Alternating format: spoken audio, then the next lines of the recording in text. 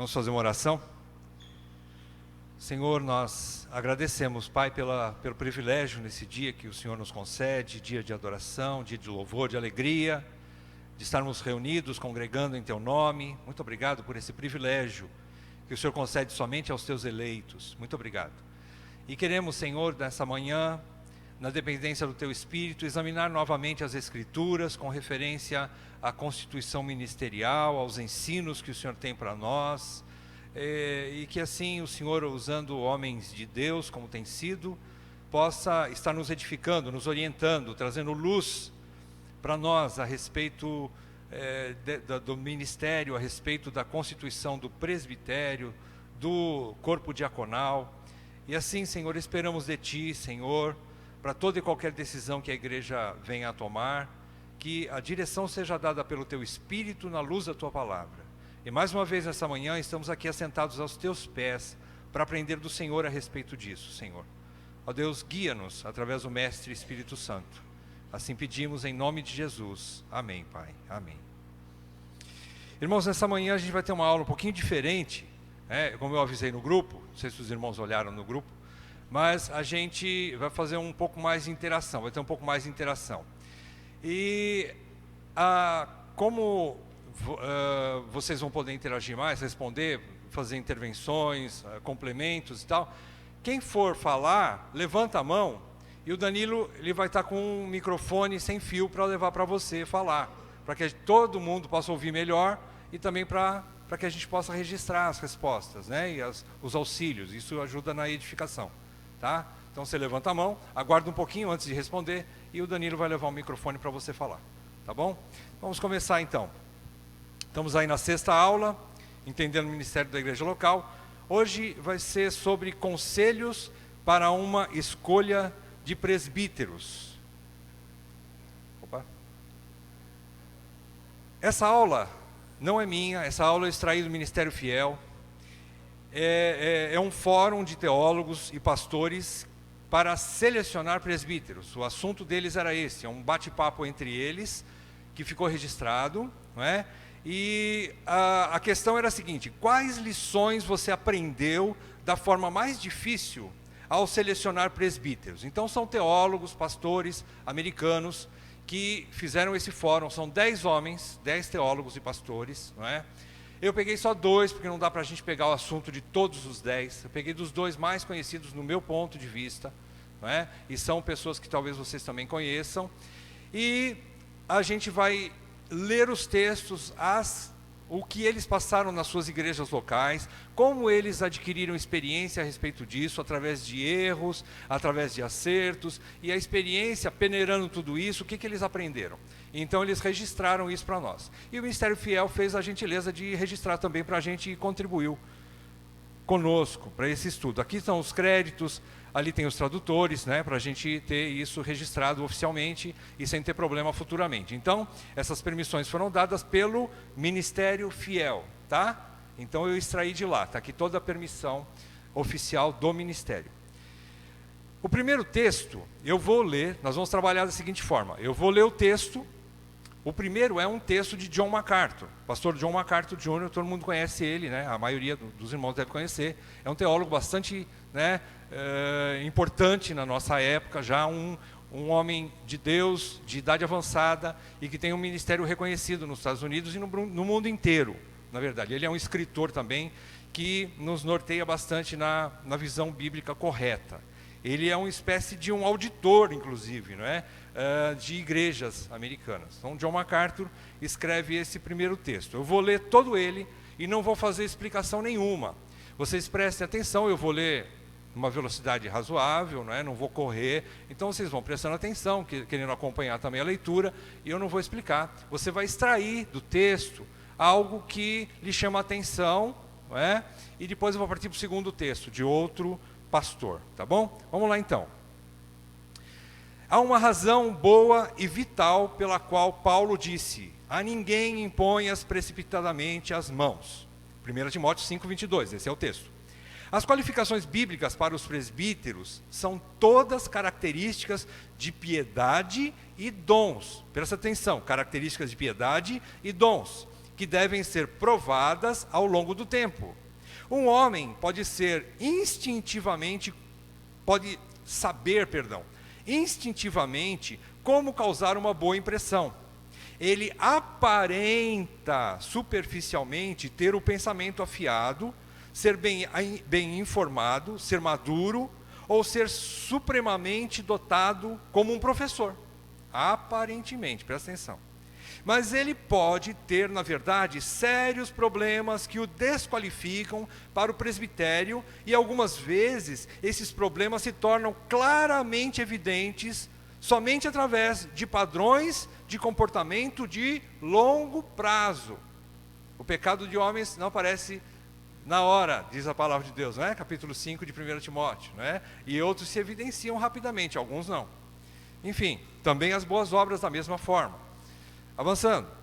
É vital que os líderes eclesiásticos sejam primeiramente experimentados e, se mostrarem irrepreensíveis, exerçam o diaconato, como também o presbitério. O texto é 1 Timóteo 3,10, fala dos diáconos, mas igualmente aos presbíteros. O termo igualmente ali emenda os dois, né? Em nossa igreja, na de John MacArthur, presbíteros servem pela vida toda. Eles não são eleitos para um cargo de escritório. Eles são reconhecidos pelos seus dons e por seu chamado. Uma vez que os dons e o chamado de alguém não estão sujeitos à mudança, Romanos 11:29 diz que os dons são irrevogáveis. Presta atenção, os dons são irrevogáveis. Romanos 11:29. A seleção e apontamento dos presbíteros não é algo que deveria ser feito apressadamente ou superficialmente. Além do mais, os dons e o chamado de um presbítero são, em última instância, bem mais importantes que qualquer caminho formal de treinamento. Por exemplo, um curso, uma faculdade e outra coisa semelhante. A maneira de vida dele, né? Agora, obviamente, como presidente, John MacArthur é presidente de um seminário, sou fortemente a favor de um treinamento formal. Se um homem é chamado para o ministério e dotado para ensinar, ele deve perseguir, tanto quanto razoavelmente ele possa, o melhor treinamento disponível para ele. Ele deve tirar vantagem total de cada oportunidade de estudar, de aprender e de ser mentoreado. Ele deveria conquistar um conhecimento das Escrituras cuidadoso e o completo fruto do seu trabalho. Adquirir um entendimento sólido de uma doutrina saudável e essencial. Aprender de forma prática como ajudar pessoas com aspectos práticos de como viver para Cristo e fazer o que for possível para afiar suas habilidades como um professor. Ou seja, esse professor também é mentor de outros. Ele é mentoreado numa faculdade, num curso, e ele tem professores ali, mentores, mas ele também vai ser um mentor da sua igreja, para os outros membros, não é? Enquanto isso, seus líderes espirituais, considerando que esse homem já tem outros líderes, ele está sujeito a esses homens, esses outros líderes deveriam fazer tudo em seu poder para ajudá-lo a adquirir tal treinamento.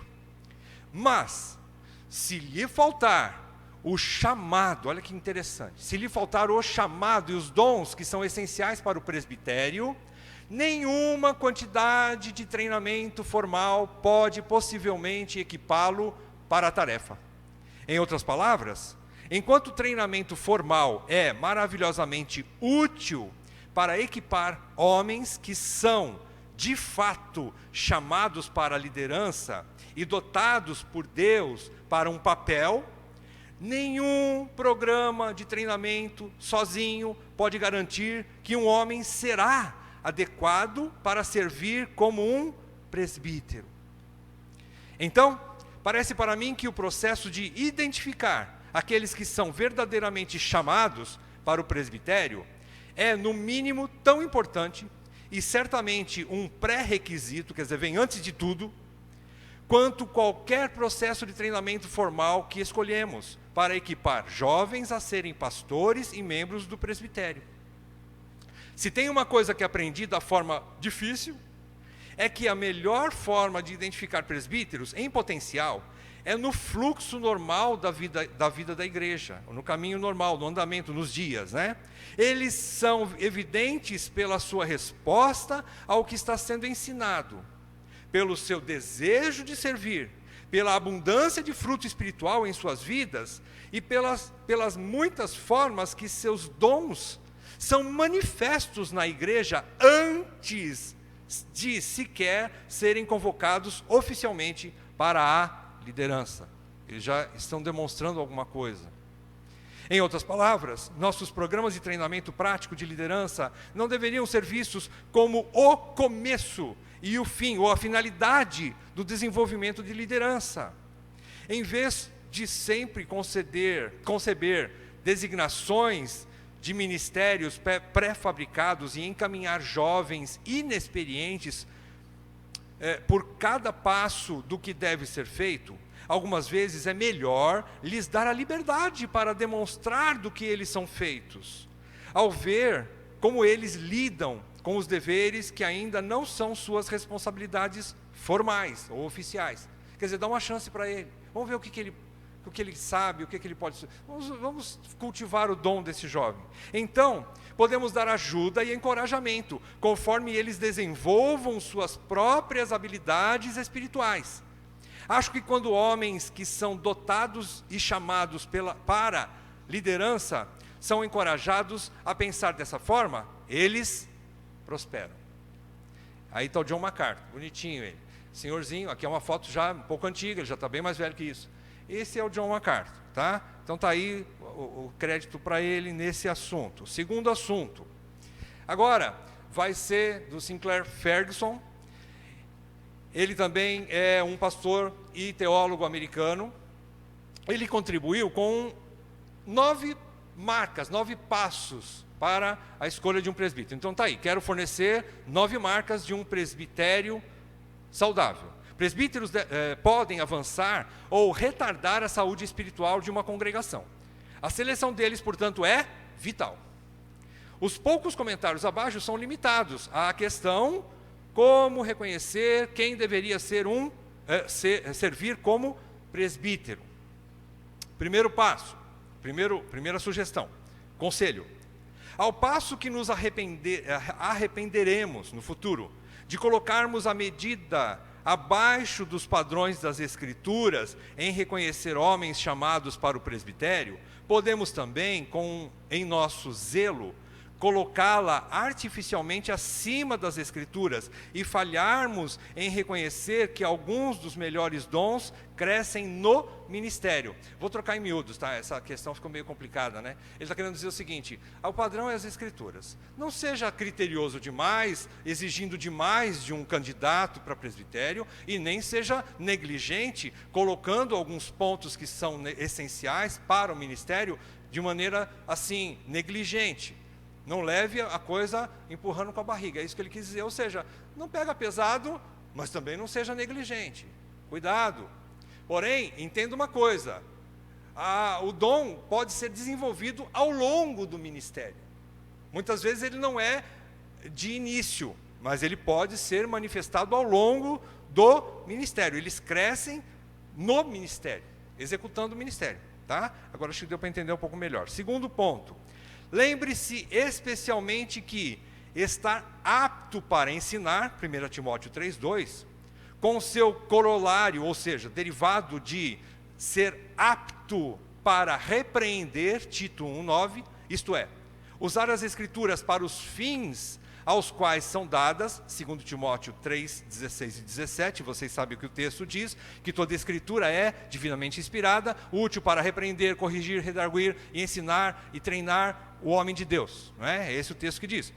Não especifica a arena ou o local onde ele vai ensinar e vai repreender. A repreensão, ela é fruto do ensinar.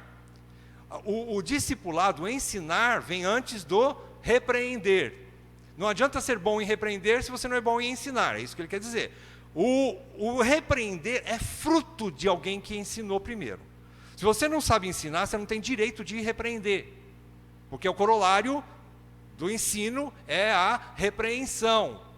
Você só pode corrigir teu filho se você ensinar para ele que fazer tal coisa é errado. Se você ensinou, e ele fez coisa errada, você pode repreender. Mais ou menos isso. Então, alguns que são aptos para ensinar, voltando lá, né? Alguns que são aptos para ensinar, não se encaixam na pregação pública regular. Vocês sabiam disso? Às vezes, a pessoa tem dificuldade em falar em público. E isso é uma realidade que a gente tem que levar em consideração. Isso não quer dizer que ele não sabe ensinar. E de vez em quando, é bom que mesmo com dificuldades, com deficiências, esse homem se exponha de vez em quando, né? Uma vez ou outra, para dar uma aula, nem que seja em um grupo menor, numa reunião caseira, alguma coisa assim, ele se coloca à disposição. Mas ele não tem facilidade para falar em público. E olha o que o Ferguson diz, isso é normal. Não depende da arena, ele às vezes sabe ensinar, mas não em público. Compreendem a situação? É uma realidade. Se você vê as escrituras, por exemplo, dos 12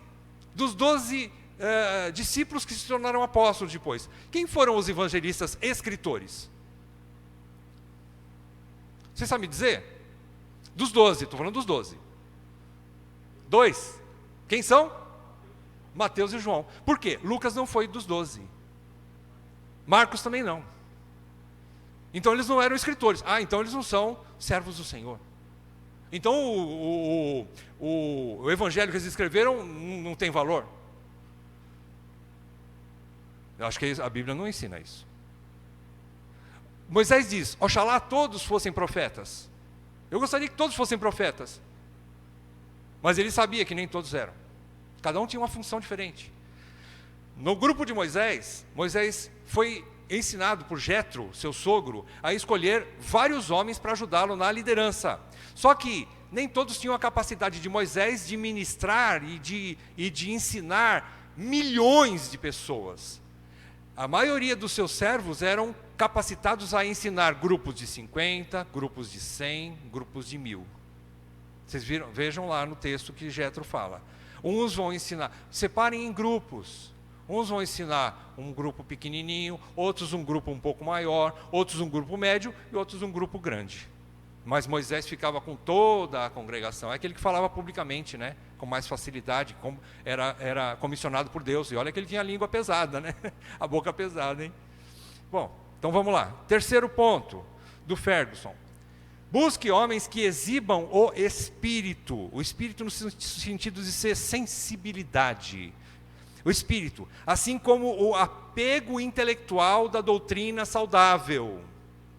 Ortodoxia, ou seja, um estudo profundo, uma doutrina profunda, básica e bastante consistente, uma ortodoxia, com aproximação quer dizer assim, com relacionamento, homem a homem, pessoa a pessoa, ortodoxia, com aproximação, é uma grande aspiração em um presbítero.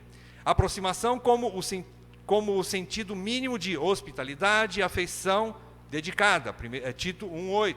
Então veja que é importante então as duas coisas, não é? Ter conhecimento, uma fé robusta, bem consistente, que não vai ser enganada. Um homem de Deus precisa ter uma convicção daquilo que ele prega, daquilo que ele ensina, para ele e para poder passar para os outros. Se ele tem dúvida, como é que eu vou obedecer um homem desse? Se ele não tem certeza do que ele ensina. Então ele tem que ter uma fé ortodoxa nesse sentido, não é? E ele também tem que ter proximidade, ele tem que ser maleável, ele tem que ser dócil, ele tem que ter relacionamento, não é? Essas duas coisas. Quarta coisa que o Ferguson fala: exponha a questão mais negligenciada, ou seja, os de fora pensam bem dele, 1 Timóteo 3,7. Como é que está a vida dele lá fora? Seus negócios, sua família, seus estudos, seu relacionamento, sua cidadania. Como ele age fora, já que ele é modelo em tudo para o rebanho. Ele é modelo em tudo para o rebanho, né? E pondere por que essa questão é importante. Quinto ponto: escolha aqueles que já estão entre o rebanho e o rebanho entre eles. 1 Pedro 5,2 diz: os presbíteros que estão entre vós, né? Eu também sou presbítero. 1 Pedro 5,2 ele fala. Então, esses presbíteros que estão entre, está no meio, está envolvido, está engajado com aquela igreja. Não é alguém que você nunca ouviu falar, mas é alguém que você já tem relacionamento, intimidade, conhecimento, algum conhecimento pelo menos. Já está andando junto. Tendo conhecido as qualificações morais, domésticas, ocupacionais e didáticas, pergunte, esse homem ama o rebanho e é amado pelo rebanho? Ele está entre o rebanho e se relaciona bem? Precisa ser querido pelo rebanho. Sexto ponto, evite apontar aqueles que se comprometeriam ou se deixariam levar de maneira corruptível a amar o rebanho se eles fossem chamados para ser presbíteros. É bem melhor ter homens que amam as ovelhas do que homens que amam serem pastores, ou amam o status, ou amam o reconhecimento humano. É bem melhor terem homens que amam o rebanho, não daqueles que querem uma posição, não é? De destaque, de status. Sétimo ponto, procure por homens que são simultaneamente gentis, mas preparados para serem corajosos e preparados para sofrer se necessário. Colocar-se na frente para proteger, como também se colocar atrás para seguir. Um presbítero deve ser capaz tanto da repreensão bíblica, quanto da restauração gentil. Gálatas 6, 1 e 2. Ele diz assim, você deve repreender aqueles que estão andando fora do caminho, mas também deve carregar os fardos uns dos outros. Gálatas 6, 1 e 2 fala isso. Homens quietos, com corações mansos, são dignos do seu peso em ouro e podem nos surpreender por sua sabedoria. Então ele tem que ser firme e amável, dócil. Perceberam? As duas coisas têm que andar juntas. Está repetindo isso, né, várias vezes. Né? Oitavo, faça a pergunta. Nossa igreja teria vontade, se necessário, de pagar a esse homem um salário para trabalhar entre nós como um presbítero? Será que a nossa igreja teria paz de fazer isso? Eu vou me perguntar para mim mesmo. Não vou perguntar para a igreja. Mas pelo que eu conheço da igreja, já estou nela há um certo tempo, já dá para ter noção. A resposta pode dizer muitas coisas sobre o seu ministério no rebanho e a estima que ele tem diante dos olhos deles. Essa estima vem da maneira bíblica, não da maneira relacional que você tem pelo amor natural. Não é isso, não é? Ele está dizendo assim, biblicamente, a igreja consideraria esse homem digno de dobrar os honorários, por exemplo, não é? Nona e última pergunta, ou nono e último ponto. Considere quão bem a vida de um homem ecoa os princípios do pastoreio do Senhor no Salmo 23. Todo mundo conhece o Salmo 23, né? Acho que até as crianças conhecem o Salmo 23. Então o Salmo 23, ele fala de um pastor que supre, que cuida e que protege. 3 pontos fundamentais para um ministério presbiteral, para um presbítero. Não é? Ele tem que aprender a suprir o que é? Dar comida, levar a pastos verdejantes, a águas de descanso, não é? Cuidar, estar presente ali de uma maneira que tira o carrapicho, ajuda a curar feridas do rebanho, e proteger, é aquele que está com a clava, né? Ele fala ali, o teu cajado e a tua vara me consolam, ou seja, eu sei que o meu pastor vai me proteger, ele me corrige, mas ele também me protege. A clava ali, o bordão é como se fosse uma clava, né? É um pedaço de pau para arremessar, para acertar os lobos vorazes que vêm tentar devorar o rebanho. Então ele protege. Então é isso aí. Bom, aqui está o nosso amiguinho Sinclair Ferguson, não é? E ele então escreveu isso para nós, para Fiel, e nós vamos trabalhar em cima disso. Agora vamos lá. Atenção, esquentando os motores, nós vamos agora fazer algumas colocações dentro dessa aula. Vocês vão nos ajudar. A edificação vai ser mútua hoje, né? Cada um de vocês vai poder contribuir aqui e vai ser muito importante. Eu tenho aqui 6 questões, mas você depois pode completar com outras aí. Eu quero ir bem rápido para que vocês também tenham outras questões que possam completar ou fazer perguntas. Tá bom? Vamos lá. Primeira delas. O que você acha de um presbitério vitalício? O que você acha de um presbitério vitalício? Eu vou explicar. Presbitério vitalício é um presbitério que seja constante.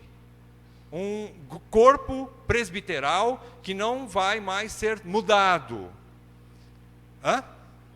Por toda a vida, exatamente. Um presbitério vitalício, tá? O que você acha dele? Primeira resposta, é bom? Explica um pouquinho o porquê. Todo mundo tem direito de falar, tá bom? Ou não é bom? Explica também por quê.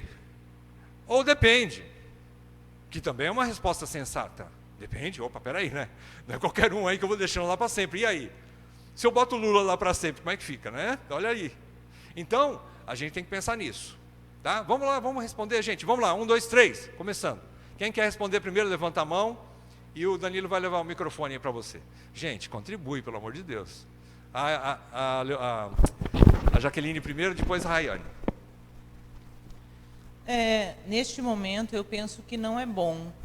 Porque a igreja é um organismo vivo e não condiz, um organismo vivo não condiz com algo permanente, sem mudança, no nível aqui da humanidade. Eu creio assim, nesse momento. Legal, entendi. Perfeito. Rayane, o Danilo vai ficar com a perna grossa hoje, vai andar para lá e para cá. Rayane é ela aqui. Eu vejo que não é bom, porque olhando naturalmente pode subir para a cabeça, né? Ele ficar nesse cargo, e tem que dar oportunidade para outras pessoas. Naturalmente seria isso. Seria isso, amém. Bem, beleza. Mais alguém sobre essa questão? Alguém tem um ponto de vista diferente? Juliano? É a minha opinião também que não é bom. Não é bom. É importante essa renovação, né? Tanto porque para poder suprir aquelas falhas que houve, né? Nos anteriores. E tive a oportunidade de conversar com o pastor Ricardo agora na Fiel. E Ricardo de Maringá? Ricardo de Maringá. E teve alguns irmãos que levaram ao presbitério para que ele e o Paulo não precisaria mais passar por eleição. Certo. Né? E isso aí foi arrolando, e agora chegou a decisão. Eles acreditaram que não é o melhor caminho. Que não é o melhor caminho, né? Então isso nos ensina também. Uma igreja mais madura percebe que isso não pode permanecer dessa maneira. Né? Não pode permanecer assim, entendi. Muito bem. Mais alguém? Marco Aurélio? Irmão, eu creio que não é bom. Por quê? Eis a questão, né? Por quê? Por quê e para quê?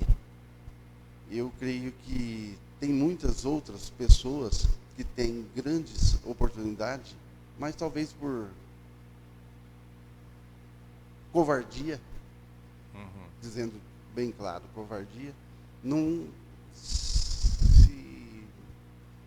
se oferece assim. Se oferece para ser diácono ou presbítero, certo, né?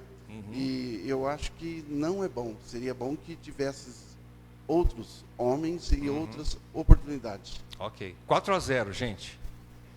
4-0 por enquanto, né? Mais alguém? Bom, só um pouquinho. A Josi vai falar. Pode tirar foto. Bom, eu vejo assim, eu acho que depende. Depende. Né? Porque eu vejo assim, acho que é igual escola. Sabe quando você se apega com o professor e depois trocam? Né? Eu vim da Batista. Certo. E a Batista sofreu um pouco por essa troca. Né? Sabe, passa um ano com aquele pastor, a gente pega um carinho, a gente pega né, uma afinidade e depois troca. Né? Nessa troca, aconteceu muitos que saíram, muitos não acostumaram com o novo, né? Entendi. Mas também tem o risco de ser aquele ruim, né?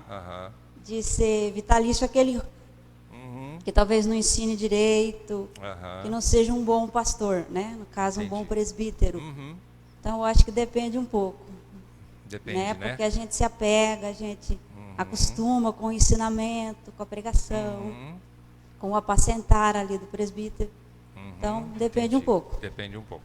Então, 4 respostas, 4 votos para o número 1 e 1 para o número 3. Né? Eu só vou fazer uma perguntinha aqui, vamos ver se vocês sabem me responder. O vitalício, nesse sentido, como não é bíblico, Então, vitalício é uma decisão da igreja local. Então, vitalício entre aspas, né? Porque se o cara cometer alguma bobagem, a igreja tem autonomia e ela é soberana para excluí-lo, né? Por disciplina e, enfim, por outras coisas, né? Então, é vitalício entre aspas, né? Tá? Mas muito bem. Vamos avançar para a segunda. Mais alguém quer falar alguma coisa sobre a primeira pergunta? Juliano? Complementando, só um pouquinho, Juliano. Que a irmã falou, lá em Maringá, o Ricardo e o Paulo vêm todos esses anos concorrendo, né? Sim. A vaga. E como a igreja responde que sim, então Sim. eles estão acabando se tornando vitalício pela igreja. Por causa da por igreja. Por causa desse carinho que os irmãos têm por eles. Né? Então a própria igreja vai responder também isso. Entendi. Com oportunidade certa. A própria igreja já confirma, né? Isso. Entendi. Ok. Valnira? Lá do outro lado? Então, eu também acho que depende. Depende. Nesse sentido, se ele está presidindo bem, se ele está dentro daqueles princípios do chamado e obedecendo a palavra e fazendo a boa obra, então ele deve permanecer. Permanece. Eu sou da opinião igual da Josi, que não é, a gente acostuma, a gente vê aquele presbítero, esse trabalho dele, vê essa dedicação e continua, porque chamado é chamado, né? Claro. Então, quem vai tirar é Deus, no sentido. Então, por isso que eu acho que depende. Tá? Certo. Tem uns que vão ficar, que vão permanecer, mas como você falou, a Assembleia, que ela tem a autoridade soberana na congregação, né? De opinar, de colocar a ordem, de falar aquilo que ela quer, né? Que ela está vendo, então ela tem o direito de tirar ou não. De tirar. Tá? Exato. Mas eu acredito que o chamado é irrevogável. É irrevogável, é chamado. Entendi. Agora, se Deus o tirar, é Deus que está tirando, né? Entendi. Tá bom? Muito bem. Então, 4-2. Ó. Mais alguém? Vamos para frente? Segunda pergunta? Vamos lá. O que você acha do treinamento teológico de um presbítero, ou um treinamento teológico para um presbítero, né? Ele é bom, é importante?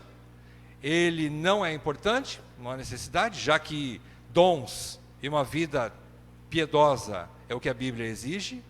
Prestar atenção no que o MacArthur disse, não é? Ou tem alguma outra alternativa? Depende, ou sei lá, né? Vamos lá. Segunda resposta, o que vocês acham? Obrigado. Irmão Gilmar?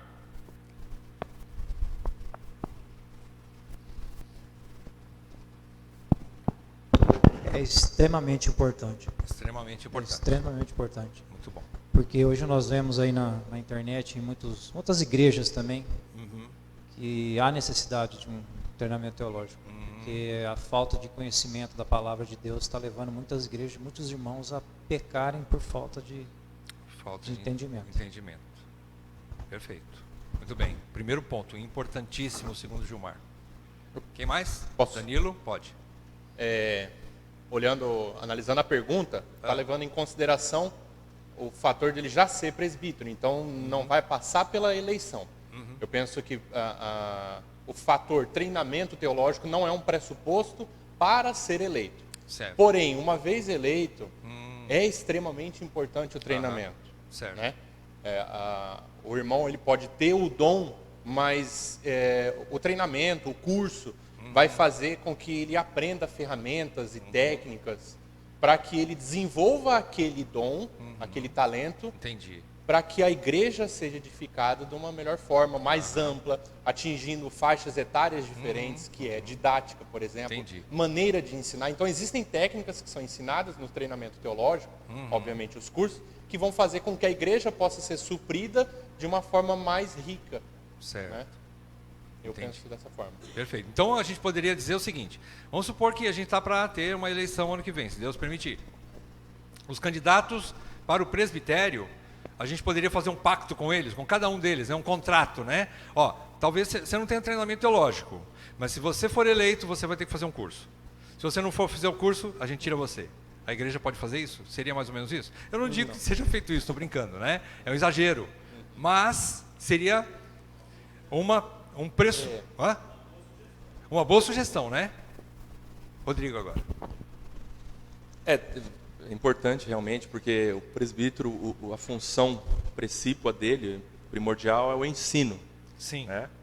E, como já disse um pensador, eu deixo de ensinar a partir do momento que eu paro de aprender. Exatamente. Então, tá ligado. O ensino decorre do aprendizado e isso nunca vai acabar. Entendi. Então, sábio é aquele que sabe que não sabe nada. Ele sempre vai aprendendo. Uhum. Agora tem que também ponderar as exigências, né, que vão ser jogadas sobre o presbítero, sobre o fazer um curso. Que curso? Uhum. Às vezes tem igrejas que exigem mestrado, doutorado, pós-doutorado.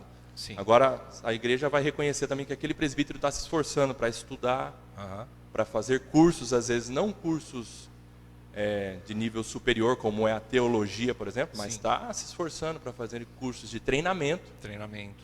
Cursos livres, mais cursos leves, né? Importantes. Entendi. E percebem que realmente o presbítero ele está a cada momento se aperfeiçoando mais, não está estagnado no tempo, no espaço, no seu estudo, naquilo que ele acha que está suficiente para a instrução. Entendi. Eu acho que o presbítero tem que sempre ter isso no coração, né?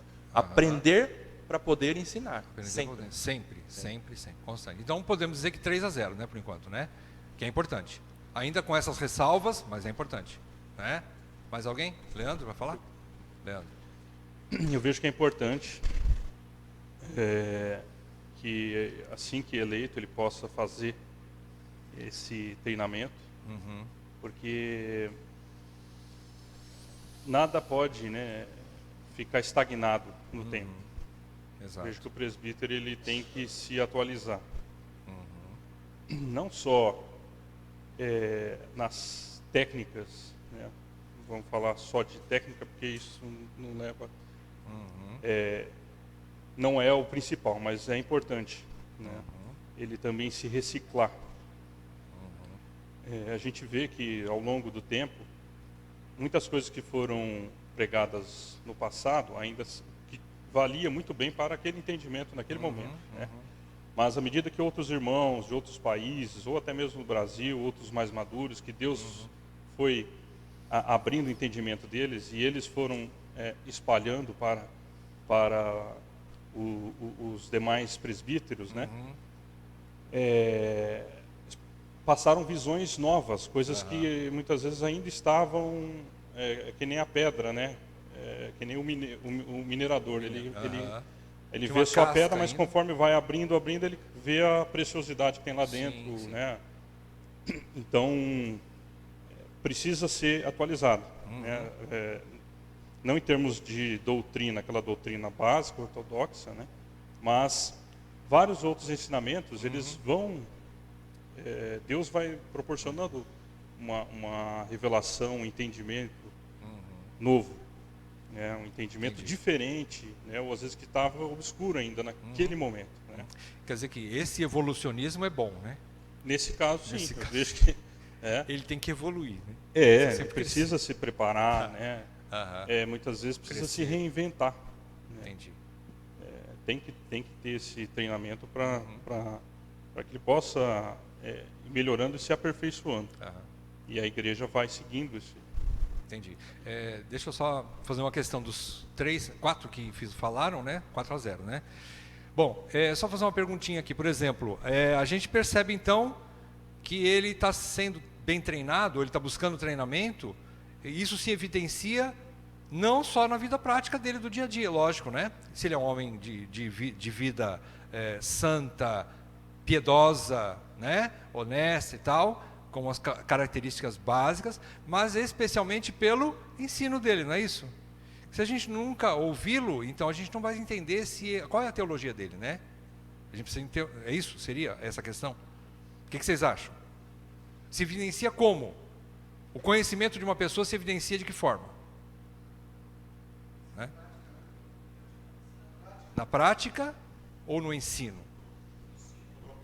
No próprio ensino, né? No ensino, né? Na pregação, nas aulas, né? Entendi. Maravilha. Vamos avançar? Tem mais alguém que quer falar alguma coisa sobre isso? Vamos para a próxima? Tem 50 perguntinhas aí. Estou brincando. Brincadeira. Você se sujeitaria às ordens bíblicas, presta atenção, você se sujeitaria às ordens bíblicas de um presbítero, ainda que sua ética seja duvidosa? Você se sujeitaria? Sim? Não? Depende. De jeito nenhum? Vamos lá. Quem agora, perguntinha difícil, né? Vamos lá. Presta atenção na pergunta, né? Porque às vezes a resposta vem logo, né? Mas Rayane. A resposta correta para essa pergunta seria que eu deveria me sujeitar, porque se a ordem é bíblica, né? E a minha prática é de fé, bem. Mas a minha resposta é não. É não. Hoje é não. É não. Quer dizer, você prefere pecar com o pecado do outro? Não, não é. Pecador. Não, é que eu acho que talvez seria essa a resposta, exatamente. Entendi. É por causa do meu coração endurecido. Então, assim, se eu for ser honesta, a minha resposta hoje é não. É não. Eu olharia para a pessoa. Entendi. Mesmo sabendo que estou errada. Está errada. Essa seria a minha resposta honesta hoje. Entendi. Mais alguém? Perguntinha difícil, né? O Leandro vai falar? Bom, no meu entendimento, eu vejo que se a ordem é bíblica, ela está acima da ética do presbítero. Por mais que ela seja duvidosa, mas se a ordem é bíblica, ela tem que ser obedecida. Entendi. Então você fica com sim. Sim. Um não e um sim. Muito bem. Aí nesse sentido, estou separando ordem bíblica de comportamento da pessoa. Fazendo a separação. Fazer essa separação. Tá? O que é bíblico para mim é mais importante do que a atitude, do que que o presbítero faz. Está na Bíblia? Não tem conversa. A Bíblia está acima do homem. Entendi. A palavra de Deus está acima de tudo. A palavra de Deus está acima de tudo. Mais alguém?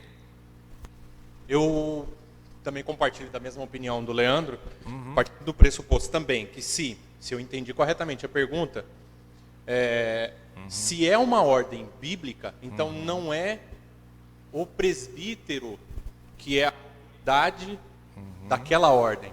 Ele pode até estar proferindo, por exemplo, se numa pregação, um presbítero com uma ética duvidosa, ele prega, irmãos, vocês têm que amar o próximo. Não importa se ele não está obedecendo aquele mandamento. Até porque ele não é perfeito. E ele também não vai conseguir. Ele não vai conseguir cumprir perfeitamente aquele mandamento que ele está ensinando. Mas eu, como ouvinte, eu tenho que aceitar que aquilo é uma ordem bíblica. Aquilo é uma ordem bíblica. Ou seja, eu colocaria 1.0, então. Se teria o 4 lá, que seria nunca, jamais, eu colocaria o primeiro, que é independentemente sim. Porque é bíblico. E não depende da ética da pessoa que está... Então, entraria aqui no... desculpa. Como é que eu volto aqui? Então, entraria aqui no depende, né? Por exemplo... Mas a ordem bíblica, e não, por exemplo, um testemunho. Se o irmão começar a contar um testemunho, porque eu faço isso ou aquilo. Não. Isso. Aí, realmente, depende da ética dele, eu vou achar duvidoso e não vou cumprir com aquilo. Mas uma ordem bíblica, um mandamento, um ensinamento bíblico, aquilo tem que ser obedecido. Ok. É assim que eu vejo. Entendi. Mais alguém? O Rafael? Rodrigo também, levantou? Está terminando a bateria aí? Mas tem que botar para carregar de novo, né? Ei. Alô.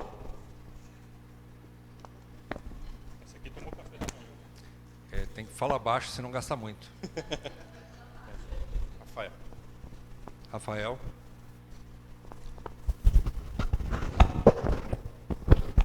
Então, eu lembrei de uma passagem aqui, Mateus 23, eu vou ler o versículo 1, o 2 e depois o 15, porque são dois pontos que eu acho que é importante. Rafael, acho que tem que chegar o microfone um pouquinho mais perto, ele não capta muito bem. Quer que o Danilo segura você? Não, segura aqui, tá bom.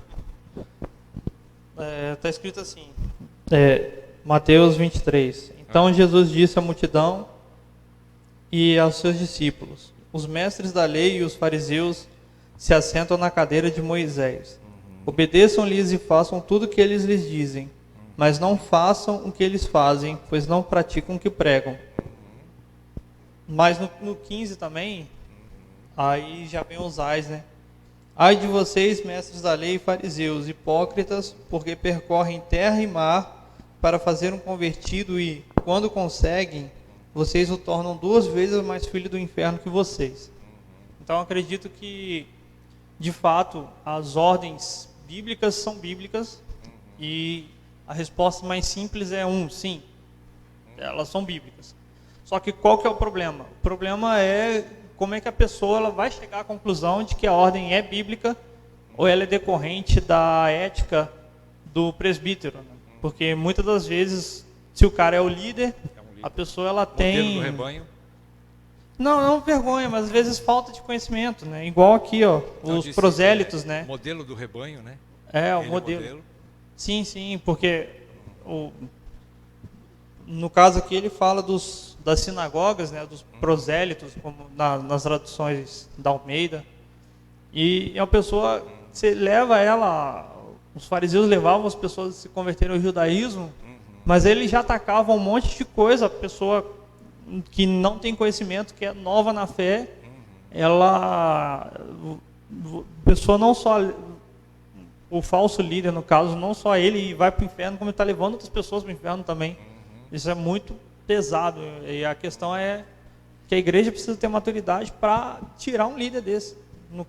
Creio eu, porque um neófito não vai ter força, não vai ter conhecimento para saber discernir, né, se a ordem é bíblica ou se é do presbítero. E segundo, se uma pessoa ela tem força na fé o suficiente para saber discernir se a ordem é bíblica, é bíblica, então eu vou obedecer, então para que o presbítero?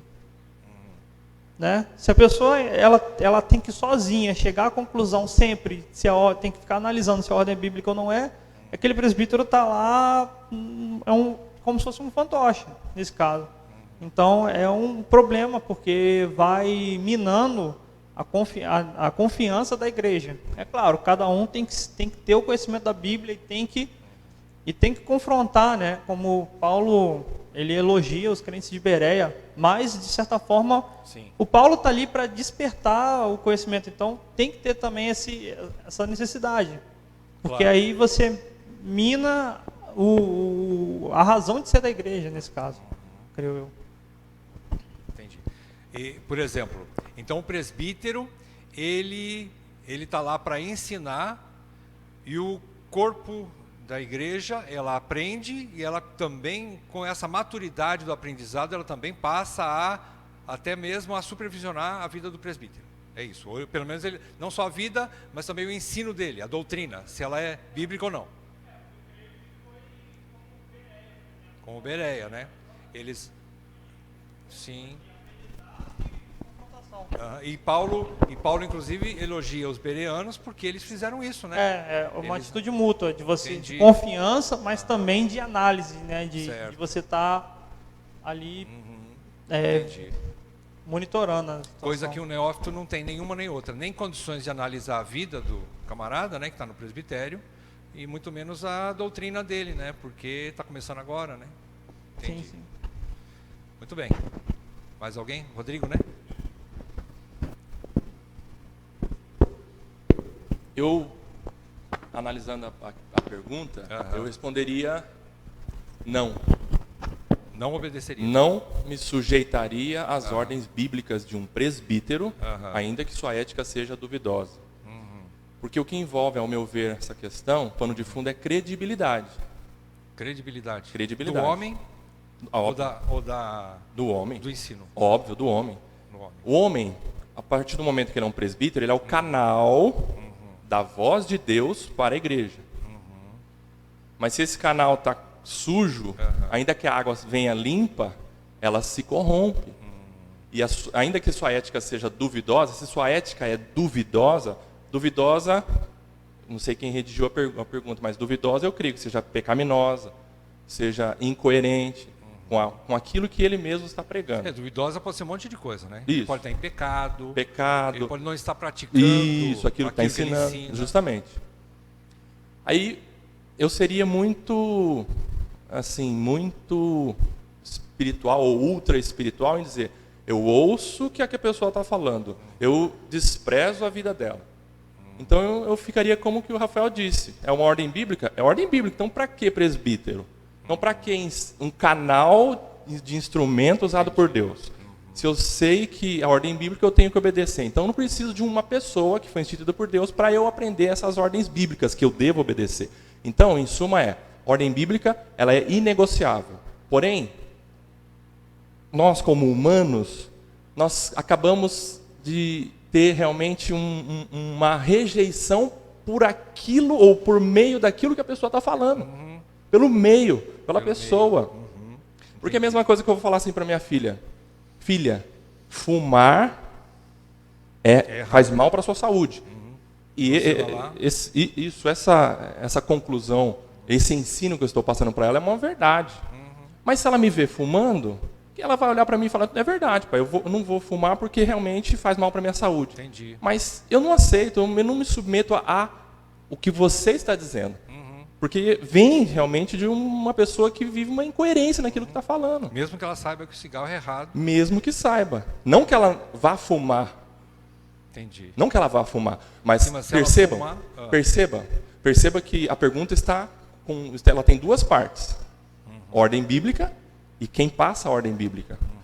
Porque se não existe aquela pessoa que passa a ordem bíblica, ok.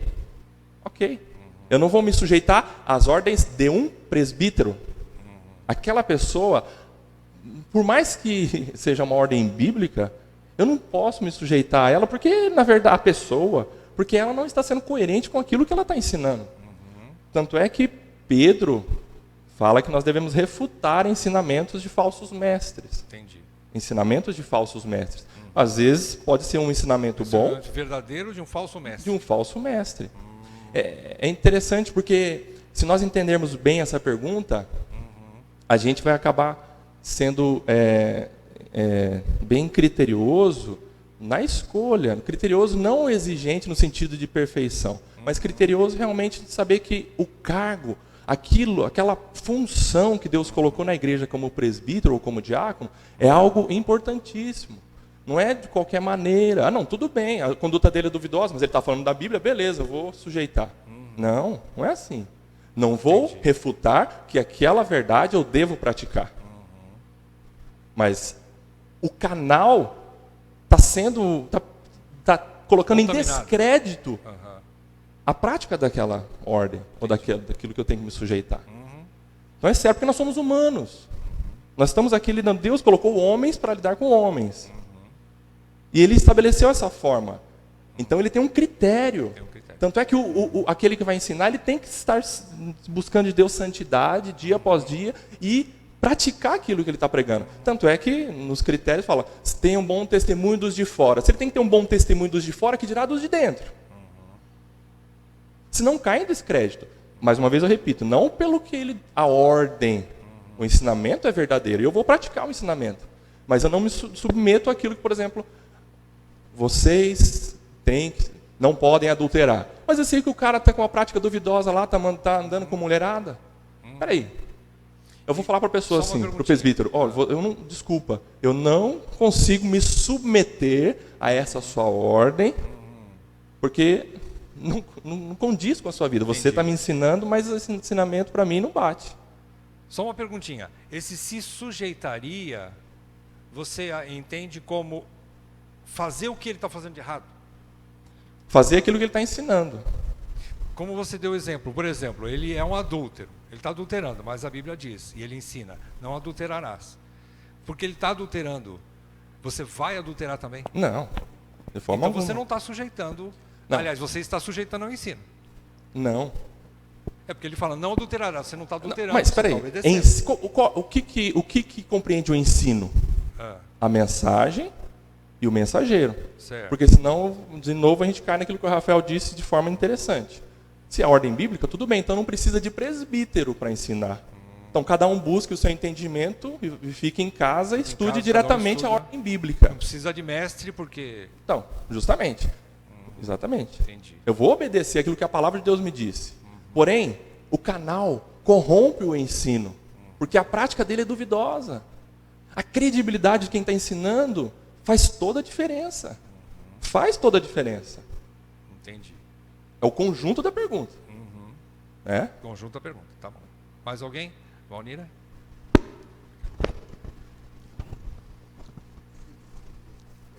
Por enquanto tá 3-2, né? Se eu não estou errando na contagem aqui do placar. O que eu vejo também que esse sujeitar é bem amplo, né? Mas que por quem é ensinado, a palavra é inerrante, mas por quem é ensinado, por quem ele está ensinando, então ele tem que ter essa ética. Sim. Tá?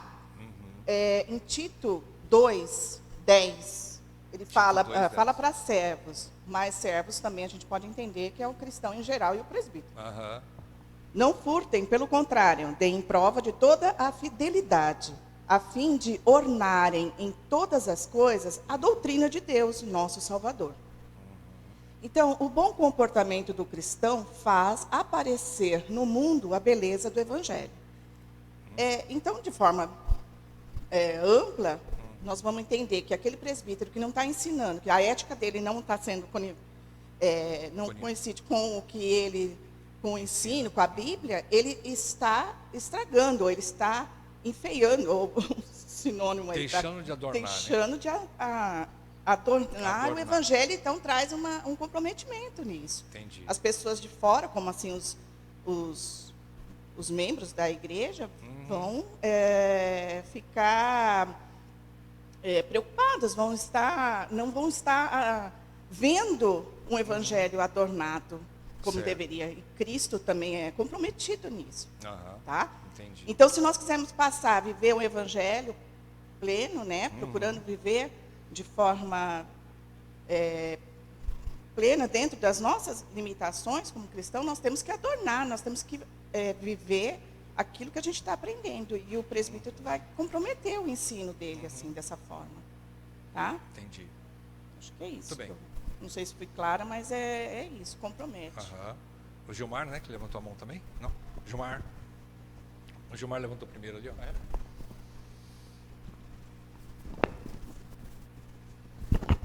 Bom, pelo que o Rodrigo estava falando, dando exemplo do adultério, eu acho assim, se um presbítero ele mantém a ordem bíblica, não adulterarás, e ele vem com a prática do adultério, eu acho que a gente não deve seguir as ordens dele. Porque, como Jesus falou, eu venci o mundo. Quer dizer, Jesus, ele não teve pecado.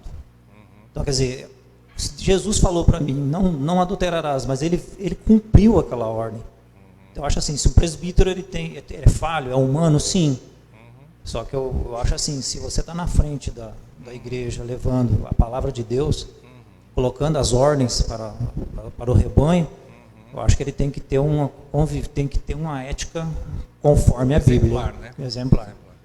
Porque senão é difícil. Como é que eu vou seguir uma ordem bíblica? Ele fala, não minta, não faça isso, não faça aquilo. Mas ele vive com a prática daquilo. Então, é meio complicado. Que crédito eu dou nessa ordem bíblica? Entendi. Como é que eu vou dar crédito? Sendo que a pessoa não mostra para mim que realmente é possível seguir essa ordem. Na vida, na vivência dele. Então, como Jesus falou, eu venci o mundo. Então, quer dizer que em Cristo nós podemos confiar 100%. Porque ele conseguiu passar por aqui, viveu aqui e não teve pecado algum. Então, na palavra que ele passa, é lógico que a gente vai confiar. Agora, se uma pessoa está em cima do púlpito pregando ou ensinando, ele tem que ter uma vida... Tem que ter uma ética, né? Sim. Entendi. A gente pode dizer, então, que, por exemplo, a diferença bíblica entre mestre e discípulo e na vida secular entre professor e aluno é que o professor ele é só teórico e o aluno também só aprende aquilo que é teoria, né? Agora, dentro da Bíblia, mestre e discípulo, o ensino ele é corroborado pela ética do mestre, né? Ou seja, ele não só fala verbalmente, mas ele vive aquilo que ele ensina, e por isso o discípulo segue não só os ensinos verbais, mas a ética daquele mestre. Seria isso, né? Biblicamente falando? Sim, porque como é que eu posso aprender algo de uma pessoa que ela não vive aquilo que ela vive aquilo que ela prega? Entendeu? Correto. Mais alguém nesse ponto? Marco Aurélio?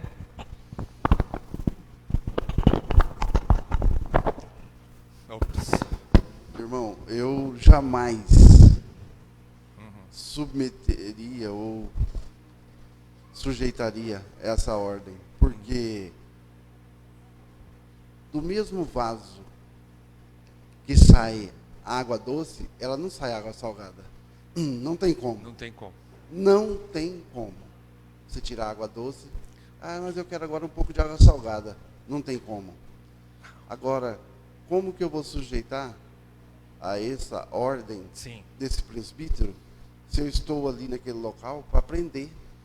Ele é meu professor. Ele é teólogo, eu estou ali para aprender. Como que eu vou aprender se eu estou vendo que na Bíblia está escrito arroz e ele está ensinando feijão? Com a vida dele. Ele não vive aquilo que prega. Eu jamais posso me submeter, porque se ele não está pregando aquilo que está escrito ali, que a verdade é a Bíblia, que é a inerrante palavra de Deus, como que eu vou me sujeitar a aprender coisas desse homem duvidoso, que fala, a Bíblia fala A, ele fala, não, mas é B, a Bíblia está errada. Então, eu rasgo a Bíblia, jogo fora e saio da igreja e não sigo nada. Eu creio e faço que não. Entendi. De jeito nenhum. Muito bem. Se pregou, tem que viver aquilo que fala. Né? Amém. Jaqueline?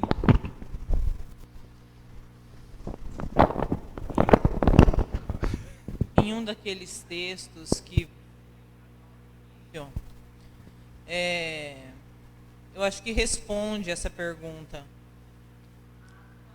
O presbítero, ela tanto pode colaborar para o avanço da comunidade, como ela pode colaborar para o atraso ou para o não andamento da comunidade. Entendi. Então, nós, humanos, nós temos dificuldade de sujeitar a uma pessoa que não vive aquilo que ensina. E isso é desde criança. Então, independente de vida de igreja. O processo dele não viver aquilo que ensina na sua maioria dificulta a comunidade ou dificulta a mim a sujeitar. A sujeição, entendi. Muito bem. Mais alguém? A Jaque já falou? Rodrigo? Muito bem. Então tivemos mais que um empate, acho que desempatou, né? É um não, né? Muito bem, vamos avançar? Próxima pergunta. Você acha que eleições periódicas para o presbitério, ou seja, de 4 em 4 anos, como nós fazemos aqui, são boas e bíblicas? São boas e bíblicas? Você acha que são boas? Sim? Não? Ou depende? O que vocês acham? Essa é fácil, gente. Sim, Rodrigo falou sim. Então, é mais ou menos o que a gente já respondeu no anterior lá, né? Que não é vitalício, né? Então é bom ser de 4 em 4 anos, né? Responde aí, gente. Peraí, só um pouquinho. Não é bíblica, porque na Bíblia não fala que ele tem que ser de 4 em 4 anos. Não fala. Tá? É um entendimento, certo. É um regulamento interno de cada igreja, de cada congregação. Tá? Eu ainda acho que aquele que foi chamado, ele, até que ele prove o contrário, que ele esteja em mau testemunho, ele vai continuar sendo um presbítero. Entendi. Então, a sua resposta seria, Jesus. Depende, né? Porque, depende. Por exemplo, vamos supor que dentro de um corpo presbiteral plural, há aqueles que podem ser vitalícios e aqueles que podem ser substituídos. Ou não? Mais ou menos isso? Faz de novo a pergunta, por favor. Dentro de um corpo presbiteral plural, né? Vamos supor, tem 6 pessoas. Vamos supor que 3 deles percebe-se o dom claramente, né? E de que os dons são mais claros. Outros 3 estão ali, não é? Mas ainda podem ser substituídos. Sim. Então, desses 3 poderia haver a substituição de 4 em 4 anos. Os outros ficariam vitalícios? Não. Não, eu acho que a eleição traz a seleção. Tá? Geral, para todo mundo. Para todo mundo. Geral. Entendi. Só vai confirmar aqueles que foram reeleitos, só vão confirmar aquilo que Deus chamou, colocou. Entendi. Ela não é bíblica, porém Entendi. eu aceito, eu entendo que a eleição, né, periódica, ela é necessária para quê? Uma reciclagem, uma renovação, tá?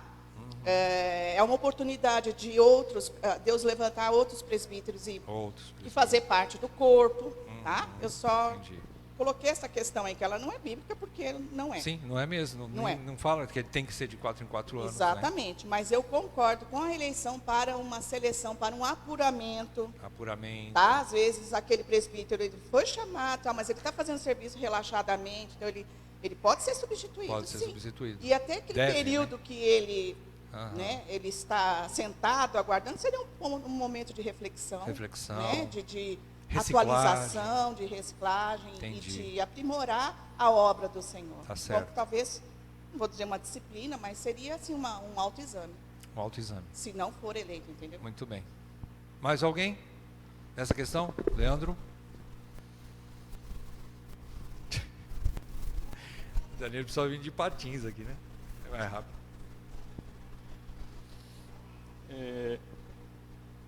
Eu vejo que sim. Elas são boas, pois elas permitem, né, que a igreja, que o presbitério possa ser oxigenado, possa ser trocado, para que haja oportunidade para aquele que quer ingressar possa se candidatar, e aquele que está dentro, mas que olhando para dentro de si, ele vê que ele não está desempenhando um bom papel. Deus mostrou isso para ele, por N motivos. Não vamos explicitar cada um, né? Às vezes a pessoa está um pouco, o ministro, ele está um pouco desanimado com alguma coisa, com uma situação que aconteceu na vida dele, ele quer se retirar. Então ele não se candidata. É uma maneira dele não, né? Foi bom servir até aqui, mas agora no próximo período eu quero me retirar, né? E dar oportunidade para outro. Certo. E são bíblicas, né? Não nessa dose, né? Nessa dosimetria de 4 em 4 anos, porque a Bíblia não especifica isso, né? Mas sim, porque a gente vê que em Atos, por exemplo, foi feita a eleição, né? Foi dada a ordem para que se fizesse a escolha. Então, sim, é bíblica e sim, é boa. É boa, então, entendi. É necessário. Okay. Né? É importante isso. Então, a gente percebe que a vida da igreja não é uma vida estática, né? É um organismo vivo, né? Que periodicamente novos homens vão chegando e pessoas vão crescendo no conhecimento de Deus e os dons vão aparecendo, a igreja percebe, então aí existe esse renovo, essa renovação, né? É isso. Seria isso, mais ou menos, né? Mais alguém sobre essa questão? Isso aí não foi tão complicada, né? Pode pular? Próxima. Alguém queria falar alguma coisa? Não, né? Quinta. Você daria uma oportunidade, ou votaria, no caso, né? Em um novo candidato ao presbitério, ainda que ele não evidencie todas as qualificações bíblicas, você daria uma chance para ele? Ainda que ele não tivesse 100%, vamos supor, tudo que você aprendeu nesse curso que a gente está fazendo aqui domingo de manhã, a gente viu as qualificações, tal, ele não está totalmente à risca em todas elas. Você daria uma oportunidade para ele? As respostas você já sabe, né? Sim, não, depende, mesma coisa. O que vocês acham? Eu responderia que sim, né, se são as qualificações bíblicas, ele corresponde à maioria, pelo menos, né? Sim. Porém, num curto período ou num médio período, daria para rever esse conceito e aplicando a disciplina, por exemplo, naqueles moldes de chamar o irmão caso ele não esteja cumprindo com as qualificações a qual ele deveria cumprir, chamar o irmão, testemunha, a congregação como um todo, e se mesmo assim permanecer o endurecimento, esse presbítero, no caso, ele seria destituído do cargo. Entendi. Então eu daria essa oportunidade, sim, mas não quer dizer que é vitalício, né? Também volta no termo das perguntas anteriores. Né? Das anteriores. Não é vitalício. 4 anos você pode tirar ele depois, né? Ou até antes, né? Dependendo da situação, pode ser excluído, né? Pela congregação. Só uma questão, por exemplo, antes de passar para o Gilmar, deu branco, depois eu falo. Passa para o Gilmar. Eu esqueci o que era. Desculpa. Bom, amados, eu vejo assim, eu acho que se a pessoa quer ser presbítero, a Bíblia fala para você dar um tempo para provar aquela pessoa. Eu acho que, no meu modo de vista, assim, a pessoa quer ser presbítero, então eu acho que ela deveria tem igrejas que tem aquele período de 1 ano para analisar a vida da pessoa. Ela fica tipo uma experiência. Certo. Ela não é um presbítero ainda. Antes de oficializar. Isso. Entendi. Então ela fica num período de experiência tipo de 1 ano. Ela fica separada para o presbitério. Entendi. Aí naquele 1 ano, a igreja, os membros e os próprios presbíteros da igreja vão analisar a vida daquela pessoa, ver como é que ela está sendo, como é que ela está saindo, para depois oficializar um cargo de presbitério.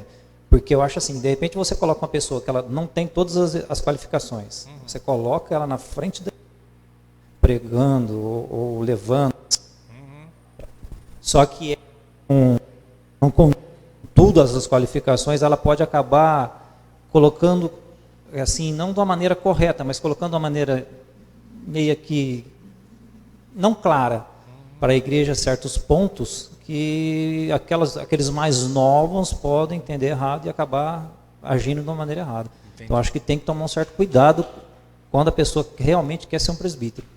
Porque não é a mesma coisa de você ser um diácono. Presbítero é aquela pessoa que ele está na frente, levando a palavra. Então, eu acho que é uma coisa assim mais criteriosa. Eu, no meu ponto de vista, não deveria. Se a pessoa não tem total qualificação, ela não deveria subir no presbitério. Entendi. Mais alguém? Leonora? Novamente, eu vejo que os textos que a gente viu antes das questões respondem essa pergunta, e a resposta é sim. Né? Como você mesmo colocou aí na frente, lembro que você pontuou um dos parágrafos do texto, dizia que muitas vezes ele tem um chamado, certo? E ainda não desenvolveu, por exemplo, a habilidade de falar em público, etc. e tal, ou algumas outras coisas que dizem respeito à qualificação presbiteral, mas que podem ser desenvolvidas ao longo do ministério, né? Assim como podem não ser desenvolvidas, e o chamado pode ser, ou a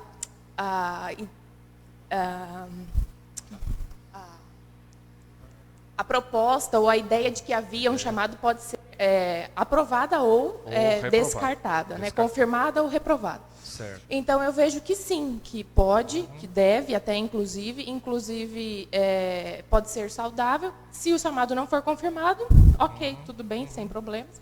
E se ele for confirmado, é bênção para a igreja. Eu percebo assim, posso estar enganado, né? Vocês me ajudem nessa resposta. Mas eu percebo que então algo saudável mesmo para a igreja é a renovação periódica e até mesmo o entendimento de que há uma soberania da igreja, da membresia, né, do corpo de membros, quanto ao presbitério, né? Por exemplo, se o presbítero não está agindo bem, qualificações são negligenciadas, a igreja pode destituí-lo, né, a qualquer momento, independentemente do período de eleição, né? Então, estou vendo que isso parece que é saudável. Vocês concordam comigo? É isso? Estou vendo que parece que isso é bom, né? Entendi. Leandro, vai falar agora? Eu responderia que sim, mas com ressalva. Depende, então. Depende. Depende. 3. Porque desde que ele... Vamos supor que ele são 10 qualificações. Estou falando um número genérico. Ele já cumpre 6. Né? Faltam 4 para ele cumprir. Mas desde que ele se comprometa firmemente diante de Deus, diante da igreja, que ele vai buscar de Deus desenvolver, né, e completar as outras 4, eu vejo que tudo bem. Se não, eu não o escolheria. Não daria. Porque senão fica num comodismo, né? Senão acaba que o candidato ele vai ficar na zona de conforto. Eu cumpri, né, mais ou menos assim, mas vou, né? Então eu escolheria desde que ele se comprometesse e buscasse desenvolver o que está faltando. Colocar em buscar ordem o que a perfeição, né, em Cristo. Porque perfeito 100% é difícil, né? Digamos, não é impossível, mas é bastante difícil, mas é uma caminhada que dá para se chegar, né? Leva tempo, mas que há necessidade sim de se desenvolver aquilo que está faltando. Entendi. Mais alguém queria completar essa daqui? Paulira?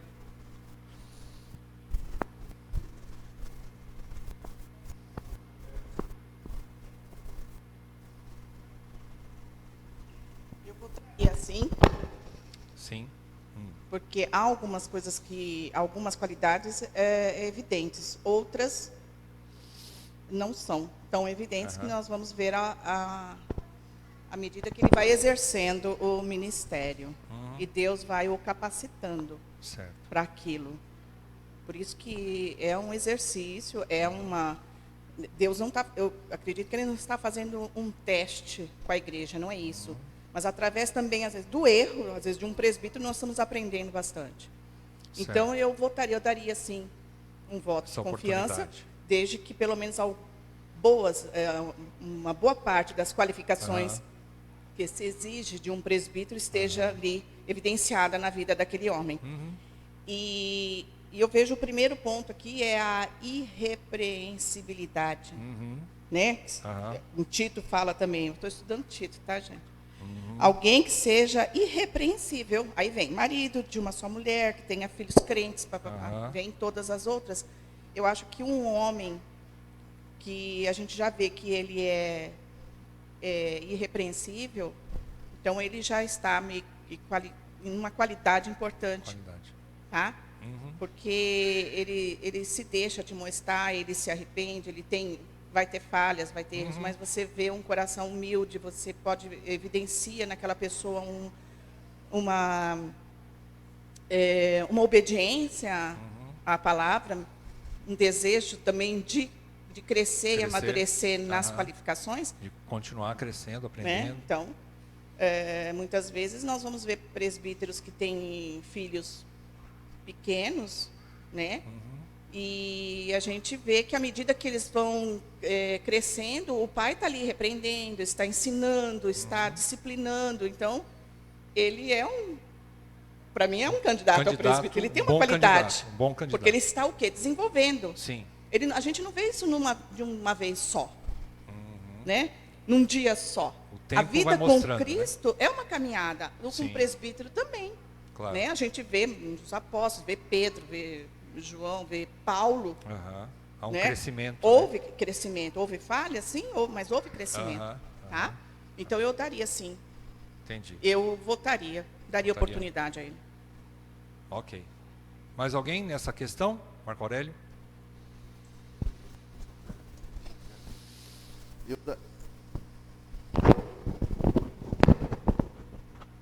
Irmão, eu daria sim oportunidade para essa pessoa, mesmo que ela não evidencie todas as qualificações, mas ela vai estar, é uma oportunidade que ou seja, parte da igreja, está dando oportunidade para que ela venha conhecer realmente e desenvolver a sua vida, o seu exercício, que não eu, mas que Deus colocou na vida daquela pessoa. Então eu daria sim uma oportunidade para essa pessoa. Para ela. Quem não pecou foi só Jesus. Entendi. Muito bem. Mais alguém nessa questão? Vamos terminar? Só reforçar o ponto. Leonora? Não? Só reforçar o ponto de que a gente, por exemplo, eu continuo com a mesma opinião de que sim. Sim. Mas é óbvio que o meu sim vai estar amparado de acordo com por exemplo, uma parte do nosso regimento é de que a pessoa que se candidata, ela tem que ter uma certa caminhada na comunidade, porque aquilo vai começar a evidenciar algumas dessas qualificações. Certo. Então, é um sim com um pouquinho só de depende. Né? Desde que, óbvio, que ela esteja cumprindo, por exemplo, este primeiro critério nosso, por exemplo, do regimento nosso, que a gente possa verificar essas qualificações. Então, por isso que eu vejo que está implícito na pergunta o fato de eu começar a conhecer essa pessoa. Né? Porque como é que eu vou julgar que ela tem todas as qualificações se eu nem conheço? Claro. Então eu não vou votar num sim de alguém que chegou aqui hoje e se candidata, né? Sem você conhecer exatamente. direito. Não. Então, analisando a pergunta como um todo, ela tem o pressuposto de que eu já consigo julgar as qualificações da pessoa para que eu possa dar o sim para ela, ou não. Entendi. No caso, né? Então sempre tem aquela ressalva de 1 Timóteo 5, não imponhas as mãos precipitadamente. Entendi. Isso. Mas volto a falar, porque a pergunta ela está levando em consideração para que eu possa julgar se ela tem qualificação bíblica ou não, eu tenho que conhecê-la. Então, partindo do pressuposto que eu a conheço, sim. Aí sim, entendi. Muito bem. Vamos avançar? Peraí. Não. Não. Não fiz nem a pergunta ainda. Já estou falando não aí. O que seria, no seu ponto de vista, investir no ministério? O que você pode me dizer a respeito disso? Isso aí não tem sim nem não, nem depende, mas o que você entende sobre investir no ministério? Alguém poderia explicar para nós? O que você entende sobre isso? Investir no ministério. Jaqueline? Eu creio que as formas de investir são bastante diversas, né? Há pessoas que investem muito com o seu tempo e é muito importante para o ministério, e há pessoas que investem tentando viver uma vida que honre a Deus. Eu acho que se essa pessoa faz parte de um ministério e ela se empenha em viver uma vida coerente com aquilo que tem aprendido neste ministério, mas ela não dispõe de tempo, ou ela não tem os dons que evidenciam o ensino e outros dons, a vida dela é um investimento também. Então, as formas são diversas de contribuição. Entendi. Irmão, só uma coisinha. Jaque, me perdoe. Eu acho que eu não formulei direito a pergunta. A igreja investir no presbítero. Desculpe. Eu entendi, a resposta foi perfeita em cima dessa pergunta, mas eu formulei errado. Tá? Então, por exemplo, você investiria no seu presbítero? Essa é a minha pergunta, tá? Tá. Então, Jaqueline vai. Jaqueline? Vai. Investiria, com certeza, com alegria, né? Porque ele é o canal e é importante para a minha vida. Investiria com alegria. Muito bem. Financeiramente, inclusive. Valnira? Eu investiria, sim. Porque dessa forma também eu estaria recebendo de volta, né? Eu estaria recebendo aquilo que eu investi. Por isso que é um investimento, né? Dá, mas depois... Eu quero. Tem fruto, né? Um ministério bem tratado, bem suprido, ele vai dar o retorno. A gente recebe com isso. É um investimento, né? Como eu estou falando, eu vou investir, eu vou receber. Entendi. Né? Uhum. Eu dou, vou querer em troca nisso. Certo. Eu vou receber. Uhum. Isso é fato. É justo. E é justo. E é bíblico. É bíblico. Tá bom. Muito bem. Rafael?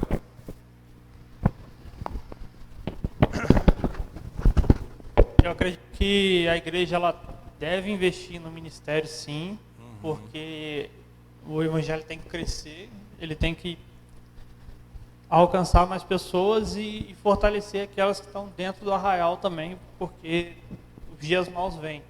Mas eu faria uma distinção entre investir no ministério e investir no ministro.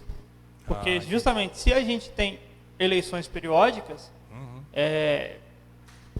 o presbítero de um certo período, digamos, isso eu falo a longo prazo, né? Pode não ser o do período seguinte.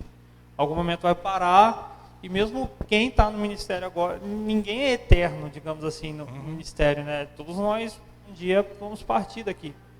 Então, o investimento na pessoa, ela tem que também ser balanceado com investimento também no futuro. Né? Investimento não só no crescimento pessoal da pessoa, do ministro, mas, por exemplo, candidatos a ministério também ter oportunidade de, se a igreja poder bancar um curso para elas também, para serem os próximos presbíteros. Em forma de cursos, de... Sim, livros, porque livro você investe para todo mundo, né? A biblioteca aqui nosso é o exemplo, qualquer um pode pegar e ler. Né? A estrutura física, ela vai ser a ideia é que permaneça para dar um bom suporte para que as pessoas possam cultuar. Infelizmente, a gente é físico, né? Então, por exemplo, o ar-condicionado é um investimento, você está com muito calor, a sua capacidade mental vai diminuir, e você não vai conseguir prestar tanta atenção. Até fisicamente. Fisicamente, claro. Tudo. Né? O investimento no ministro também tem que ser feito, mas eu acredito que também tem que dar oportunidade para as próximas pessoas também, futuros diáconos e presbíteros também, porque o ministério, ele permanece. Né? O ministério é até Jesus voltar, né? Eu creio. Entendi. Muito bem. Mais alguém? Quer responder sobre o investimento? Não? Pode passar para o Rodrigo.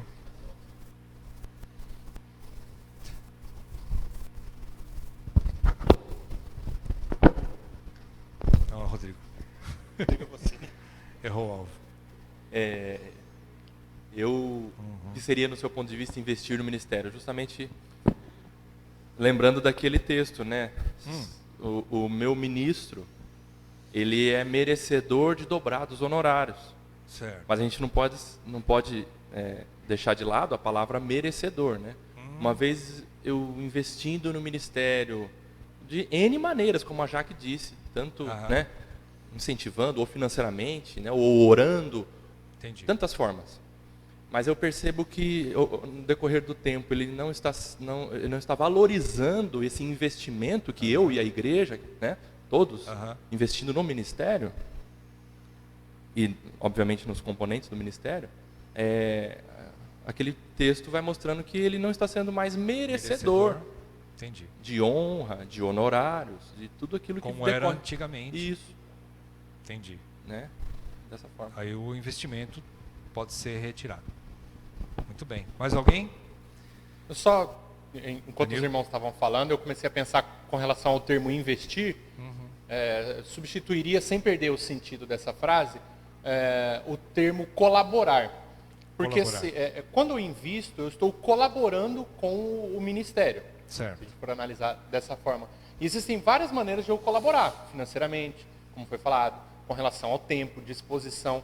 Mas também tem uma coisa que, por exemplo, como eu poderia colaborar, está facilitando o trabalho do ministério. Certo. Se eu estiver, por exemplo, obedecendo aos ensinamentos, às exortações, eu estou colaborando. Entendi. Porque se está sendo ensinado que eu devo me arrepender, né? E eu não me arrependo de um pecado, mas eu estou investindo, eu estou dando dinheiro, estou gastando tempo, né? Estou investindo tempo com o ministério, mas eu não estou colaborando com a minha vida. Entendi. Então, na verdade, eu não estou colaborando de uma forma total. Eu não estou facilitando o trabalho dos irmãos do ministério. Entendi. Né? Então eu vejo também dessa forma. Uma coisa que também que leva uma responsabilidade para a membresia também. Né? O colaborar, o investir também depende da minha conduta. Certo. Analisando dessa forma. Não sei se eu consegui explicar ou se ficou compreensível esse ponto de vista. Para mim sim. Mas... como diz Hebreus, né? Para que ele faça a obra com alegria e não gemendo, né? Porque muitas vezes os irmãos do ministério não veem essa resposta positiva ou negativa da membresia, então acaba não facilitando o trabalho. Então, se o irmão aceita uma repreensão, então se ele leva ao ministério uma crítica, uma sugestão, obedecendo, obviamente, aqueles princípios que a gente... como falar, a maneira de falar. Então, eu também estou investindo no ministério dessa forma. Eu estou colaborando com o ministério. Muito bem. Entendido. Ok, pessoal. Próxima? Não tem próxima, acabou. Gente, obrigado, viu, pela colaboração. Vamos fazer uma oração, né? A gente avançou um pouquinho no tempo, tá? Me desculpem, mas a culpa foi mais de vocês do que minha. Vocês falaram mais que eu hoje, tá? Então vamos orar? Ó Deus, nós agradecemos, Senhor, por esse debate, por esses questionamentos, essas opiniões, ideias e conselhos que recebemos aqui nessa manhã, os ensinamentos dos pastores que nos orientaram nesse estudo e principalmente pelo Teu Espírito, que é o nosso Supremo Mestre, que nos guiou. Muito obrigado e que o Senhor nos leve em paz para os nossos lares, na segurança do Senhor e que logo mais à noite todos nós e o restante da igreja nós estejamos aqui adorando o Teu santo nome, cantando louvores a Ti e aprendendo mais a Tua palavra. Assim pedimos em nome de Jesus. Amém, Pai. Amém. Vamos em paz, irmãos.